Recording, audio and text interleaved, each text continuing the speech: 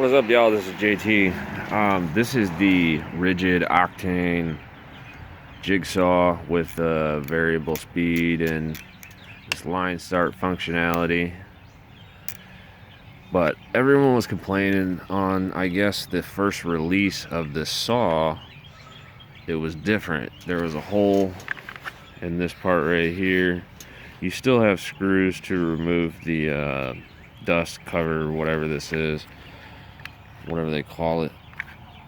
And there was no blower switch. Well, now there's a blower switch on the newer models, and I didn't even notice until I had busted out. I was like, what does this switch do? Because I had never seen it on any of the other videos. And clearly you could see, and I still haven't figured out which way is which, but I assume that this means the blower's off or running. It's not very clear. There wasn't anything in the instructional book, so it really doesn't make any sense. This thing in oscillating mode is phenomenal. I put on a Piranha blade and I was trying to cut through some wood, 2x8, and I was trying to use my Sawzall, the Octane Sawzall, which is comparable to the Milwaukee Sawzall, and this thing blew it out of the water. I put the Piranha blade on it and just put the oscillating on. It was just like zzz. Took about 3 seconds, 4 seconds, something like that. The Sawzall, I would have been there for 3-4 times as long. Not really sure, but this is a very solid tool, very solidly built. And as you can see by how dirty it is, I've used it on sheetrock, I've used it on wood, I've used it on pretty much everything except for metal. I have not used this on metal yet. And obviously, if you're going to use it on metal, turn this off, because you don't want to burn your blades up. It'll chip the teeth off. You don't want to do that. But anyways, this doesn't even have, as far as I can tell, any sort of octane optimization. It only has 2 prongs, so I'm not really sure what the deal is there, because usually the Octane blah blah blah, you know, it's got more prongs on the battery. But this is so cool. Like, people say this is annoying, people say this is useless. This is awesome. When you want a full bore, go through a board, you know, you put it on speed 5, you zip right through it.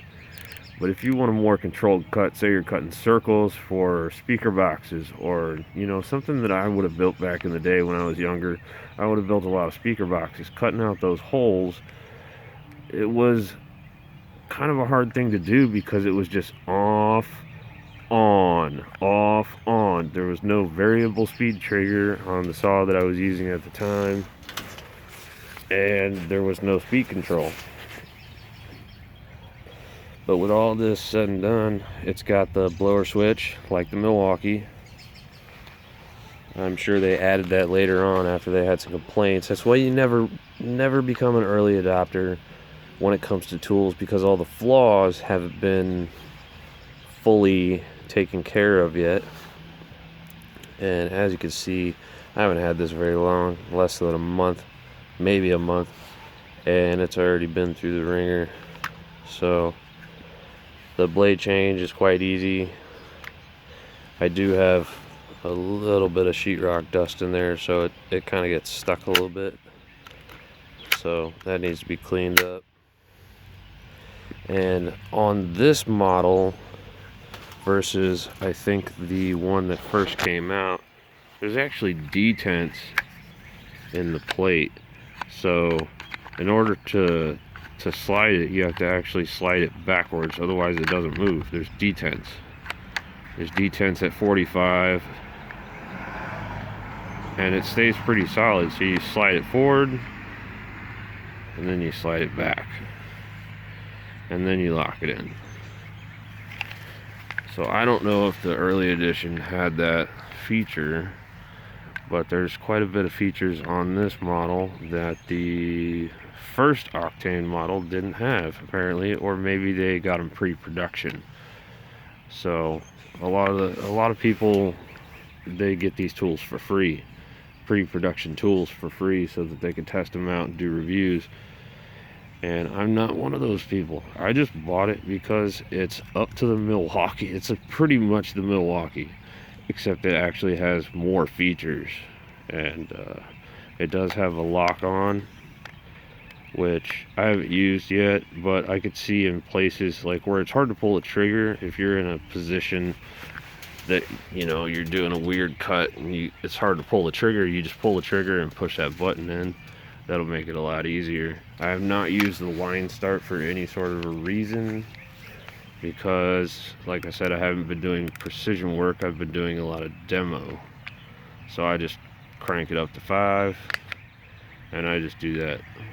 But it's cool, you know, you could lock your trigger down, speed 1, and then dial in the speed you need, get into your piece, do your cuts, do your curves, whatever you need to do, and it's just a really good feature. Now, the dust plate on the bottom is actually designed a tad bit different than it was before, because like I said, there was a hole in the early models and there's not now. And so I assume the dust collection works a little bit better. I would assume. I can't really say. But you don't necessarily have to have that non-marring skid plate in order to use the vacuum attachment. As you can see, there's metal in there, so it would still work. But that's my opinion on this tool, and I like it.